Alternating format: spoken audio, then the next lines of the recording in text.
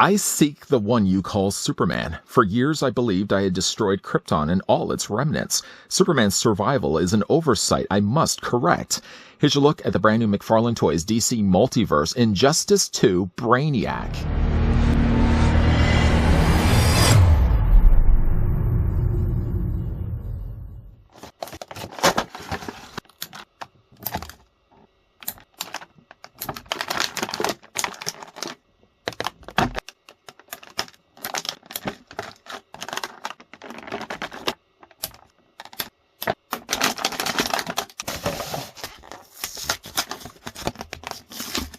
Originally from the planet most frequently named Colu, Brainiac's artificial mind and body have morphed several times over the decades, but this unquenchable thirst for absolute knowledge, regardless of the billions of innocent lives which might be destroyed in the process, has made him one of the deadliest villains the universe has ever seen. For Brainiac, the knowledge he acquires is only valuable if he and he alone possesses it and no one else.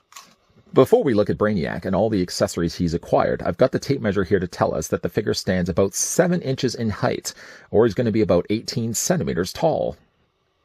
Now, I'll tell you, I generally don't like Injustice 2 when it comes to the character designs. Many of the superhero suits, for example, I just feel are overcomplicated. Instead of just giving them regular fabric suits, we have to even give characters like Flash armor. Why are we giving Flash the armor? Brainiac, though, is one exception to that rule because first of all, I really am a big fan of Brainiac. I feel he hits my top 10 when it comes to all-time favorite villains. And I think the character design of Brainiac, there's enough there at least that I recognize Brainiac that I wanted to at least get my hands on this figure. I don't have my hands yet on an Injustice 2 Superman, so for right now at least I'm going to have the stand-in of the DC Rebirth Superman so you can see the differences of the sizes. Also as well, if you wanted to see what he looks like just with a regular sized Batman, well, not again from the game, here's what he looks like with the Nightfall Batman. And because again, I don't have a lot of Injustice 2 figures, I do have another character that makes an appearance in a video game. Here's what he looks like with the Mortal Kombat's Joker. Running now through the figure's accessories, Brainiac first comes included with the black circular DC logo stand. Nothing is here really telling us that this stand belongs to an Injustice character, as it's basically just again the DC logo printed down below. The one peg, of course, can attach to either one of the feet of Brainiac. You have to choose really because again, you have 2 feet, you have one peg. I'm going to move the stand off to the side. Rather interesting looking card though. He also comes included with a card that has the depiction of the character from the game. He looks very swollen, very chunky in the face. But again, like it has enough there that I recognize the character, as this will certainly be a stand-in for right now, at least of my Brainiac figures, because we don't really have any other ones that we got from McFarlane's team. We do also have a variation to this one, which is slightly purple tinted. I think it's supposed to kind of look more like the classic looking Brainiac by still utilizing this suit, but it's going for crazy stupid money. And I don't think I love this figure enough. I really don't love this figure enough to venture out and pay the extra prices to get the variant version of this guy. But you can see kind of just right away how there is a lot more paint applications obviously here on the original source material, and not nearly enough of it actually on the figure itself. If we flip around though to the back, Brainiac from Injustice 2. His real name is actually Vril Dox. And then down below, there's a fairly long paragraph read. You can pause and read for yourself if you so wish. So it happens to be the very same thing I read at the beginning of this review. Shh, don't tell anybody. If everybody else hears that, they'll want me to narrate for them as well. I'm going to put this also off to the side. That's going to go with the rest of my trading cards. I think the only other Injustice 2, now that I think about it, I have also a Flash. Speaking of Flash, unnecessarily armored. I have that figure. I don't even know where. Do I even really care? I don't really care. What I do, though, care about is the fact that the figure of Brainiac does also come included with all these tentacles. He gets one that kind of looks something that you'd expect to see with Doc Ock. He gets these ones that have little claws on the ends of it, and then he also has these ones that have spikes on the end of it. They seem to be very similarly pegged on the ends of these. So if you were to say, look at one, you'd be hard pressed to kind of know exactly where they belong. I mean, obviously you don't even really know where they belong unless you have this figure already. Take the figure, spin him around to the back, and located on the back, you actually have 2 holes to the top, 2 holes closer to his armpits. And then you're going to basically take these. I don't think they have a designated place. I haven't played enough of the game to really know that, okay, like the spike, for example, always has to go to the bottom. If you really wanted to, you can also have them here on the top. They plug in exactly the same way. So it's not the case where the pegs are telling you right away where they have to go. At the beginning, I actually had like the claws, for example, sort of on the top, and then this kind of spiky spike there down below, kind of being the ones that actually come out from the bottom of his body near his abdomen area. But really, you can have them any which way that you want. Say, for example, you want to have Brainiac with alternating one, other than just having a nitpicking friend that would come over and just say, hey, buddy, I don't think that's supposed to go there. and then you basically will have to send him on his way. You can really have him any which way that you want. For right now, at least, I'm just going to mix it up a little bit. Going to plug these in place. Now, they don't stay very well in place. You kind of have to twist them a little bit to assist them into the hole. We're going to do that exactly the same on the other side here as well. And because, again, like these aren't permanently there, you can decide later on if you really wanted to just to remove these. By having these, by the way, down below, they usually get a little bit more closer in quarters, like he's plotting and scheming with his tiny little claws. If you wanted to, though, again, you can have them on the top. I think, honestly, I would prefer, I think now that I look at these, I probably will end up just flipping these around when it comes to wrapping up these reviews. But again, we're just going to plug it in for place right now. Yeah, I think I prefer it the other way around myself. What I will, though, do is I'm going to remove these anyways. For all the work and all the hassle, I just end up plugging these on the back. I'm just going to remove them anyways, just because I think it's a lot easier to get to the figure's articulation. So unplugging all four of these and putting these off to the side. Getting a closer look now at Brainiac. You know, again, like while you may not, if you don't like Injustice 2, right away this guy could be a deal breaker for you. I think there's, again, enough there that I recognize the character. I maybe don't recognize as much of him here, but I certainly recognize him when it comes to the head. The notable spots that he has on the top of his head, these little discs and orbs of light, definitely does make him look a lot more like Brainiac. The green skin also lends a lot to the idea of this character being a green skin character. If you prefer, for example, the Justice League Brainiac, I know there's certainly been different designs of the character. I was always a big fan, really, of the Superpowers Brainiac, which basically just had him as a big robotic monstrosity. I hope down the road we are going to be getting ourselves other variations to Brainiac, because I hate to really think that this is going to be my go-to. It's my go-to for right now, at least, because now I can actually have a Brainiac on my shelf. But I think that if long-term we got ourselves a better Brainiac in the pipeline, like a more classic look to Brainiac, I definitely think I might end up retiring this figure. I mean, he is good for what he is. I think, though, one thing I really have as a problem with the figure is, while I do think that there's like a fairly good amount of paint that's happening here on the top, with, again, like he's got the little, you know, the circular discs there of the pink, and he's got some decent paint there on his overall face. I feel like that's the part that kind of stops right there. Everything else that's kind of down below there, they've relied really on just the gray plastic alone. The gray plastic, to be fair, gives us a nicely sculpted looking Brainiac body, but I feel like there are a few little elements to him. Like if I was to say bring back in the card as a reference point, I just dropped the display stand. If I bring back in the card for a referencing point, see these little light sources that he has actually on the body. They look to be like they're connected. So again, like looking at the two, actually even looking at the two, it looks like the bodies are slightly different from one another. This one has like a little string of lights, for example, that kind of connect down from here. It's almost as if, yeah, I think what it is, it's a flipped image, because this looks to be something that belongs on this side. And this part right here would be, of course, belonging on this side. But again, they just flipped the image around. If, though, flipping the image around, it still means that, unfortunately, this section right here didn't get painted. You can kind of see, like, the little lines right there, indicating a sculpt that really does belong with a little bit of paint. Unfortunately, though, like I said, it didn't get painted. The suit itself also seems to be a little bit visibly darker on the card. And again, it's a lot paler here on the plastic. Like, the sculpting looks good, but I just feel like it really needed a little bit of a wash to bring out some of these details.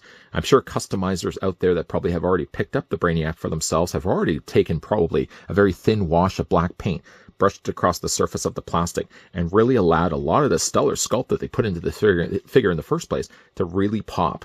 He does have a little bit of color, of course, other than just the pink. He's got this section here on the mid-abdomen area that goes all the way down the side, inside thighs of sections of his thighs. But other than that, look, it really doesn't look like there's a whole lot of paint happening on this figure. And I really think that that's the one thing that would have drove home this sculpt a lot better, by just adding again, a little bit of a wash of paint. A wash of paint can really go a long way when it comes to really finishing up the final touches. Having a hard time getting that out. The final touches of a figure, just giving a little bit of wash of paint is really all the figure really needed. He has these really large shoulder pads. Now, the shoulder pads themselves are actually attached up here. When we eventually get to the figure's articulation, for example, the shoulder pads luckily get out of the way when it comes to his arms. But other than that, like, again, it's a nice looking figure. It's not my ideal Brainiac, and I hate to be the guy that's sort of set in the past. I really would love to get a classic-looking version of this guy. I just don't want to spend the money, because there is a purple variant of this guy. I don't want to spend the money, shell out the money, to pick up a figure that I'm really not loving in the first place. Now, when it comes to the figure's articulation, this version of Brainiac does have a head that rotates. A problem with it, though, is that he doesn't have this high collar in the back of the figure's body. So you can rotate the head, sure, back and forth this way. You can move it up and move it down. But if your plan is to rotate the robot all the way around, it's obviously going to hit the back collar, and you're going to have a little bit more of a problem. It's going to rub against the bottom of his chin and may even scrape the chin if you're not too careful. The upper torso of Brainiac is on a ball joint, although it doesn't seem to move too freely from the rest of the abdomen. I mean, the abdomen moves fine. There's no problems there at all. But this section here really seems hung up, like it can't really do too much with it. I already mentioned the shoulders do rotate. Because, again, like the way that the shoulders are designed, at least allows the arms to rotate all the way around. But, again, you just don't want to keep doing that. Don't keep tempting Lady Luck, because eventually you probably will clip this and rip these shoulders right off. Easily, these arms can come out at 90 degrees, so there's no problems there. Figure has a bicep swivel, double hinge on the elbow, and the hands do also rotate all the way around. I didn't mention this earlier because we were too busy tied up with these tentacles. I also mentioned that the figure has no alternate hands. So he has kind of like one gripping hand, like a power-hungry hand, and then he also has a closed fist. But there's no other available options with Brainiac if you will look to pop these off and swap them out for something else. The figure has, for leg swivels at least, or leg hinges, he has ratcheted joints, so you can bring those legs at 90 degrees, or a little less than 90 degrees. You can take as well the legs and move forward, move them back. There's a swivel at the top of the thigh, a double hinge once again on the knee, and articulation here only on the ankle, back and forth this way as well. Figure also has toe articulation. I mean, whether you decide to display him in any sort of crouching pose. You know, again, like, the thing about Brainiac here is, like, I really like the characters, and I kind of feel that same way when it comes to characters like Joker. Whether they have been hit or misses when it comes to the actual figure releases, I like the character enough that I still venture out to pick up a newer one. The problem with Brainiac, though, it's not really a lot of other Brainiacs to choose from. Until eventually we will get, maybe, I'm only hoping that McFarlane decides that they want to do more when it comes to Brainiac characters. For one we have right now for Injustice, I mean, again, to compare it next to the card, a mirror flip to the card, it is lacking maybe some of the paint applications that would have really allowed the sculpt to pop a lot better than what it does. But for it is right now, as it is right now, he's going to be my stand-in Brainiac with the hopes that down the road we may get a better one. I know really when it comes to my own reviews, it's very subjective, of course. My personal opinions sort of then reflect onto whatever I'm looking at. And just because I'm not a big fan of Injustice 2 might have then something to do with the fact I'm not really loving this figure as much as I am. Say, for example, I was to bring in somebody right now that really loves Injustice 2 and I was to ask him, hey, you like the game? What do you think of the figure? They might very well say it's a really cool looking Brainiac. And I might agree with them from that standpoint. From a sculpt standpoint, it's a really neat looking Brainiac. And again, at least with the head, there's enough there. If he had a completely redesigned head altogether, there really wouldn't be enough there that I would be able to pinpoint anything that would look or resemble like the original vintage Brainiac. But with at least the head being what it is, I mean, for the sculpting of what it is, it's a good-looking figure. It just, if anything, if I could even offer up criticism when it comes to a figure standpoint and moving even just the design elements to the side, from a figure standpoint, it really only just needed a little bit of extra love, a little bit of extra paint, a little bit of extra detailing to really allow some of those finer features on the figure to pop a lot better than what they are. As it is right now, not a bad-looking Brainiac. But I can only, again, hope that down the road, old person talking, by the way, I can only hope that maybe we might get other iterations of Brainiac, one that's a little bit more classic, or one that the way he looks certainly in the comics. What do you guys think of the figure? Let me know down below in the comment section. And was I an old man talking? Do you think that you like the look of Brainiac from the Injustice 2 games? Or maybe even a better question to ask you, the viewing audience. What do you guys think of Injustice 2? Do you like the look of the suits in the game, or do you think that they're overly complicated for no reasons whatsoever? Putting up my hand for the second.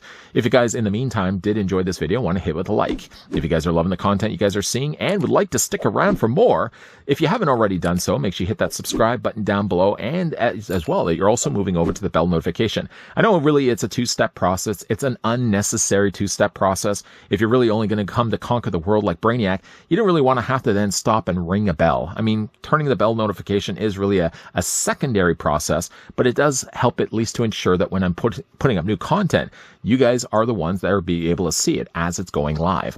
As always, guys, there's definitely going to be a lot more videos coming way. We are wrapping up things right now, at least for Injustice 2 territory. But we are still going to be covering quite a lot of territory when it comes to DC Multiverse. So make sure you're coming back on a regular basis. As always, guys, thanks for watching. See you guys next time.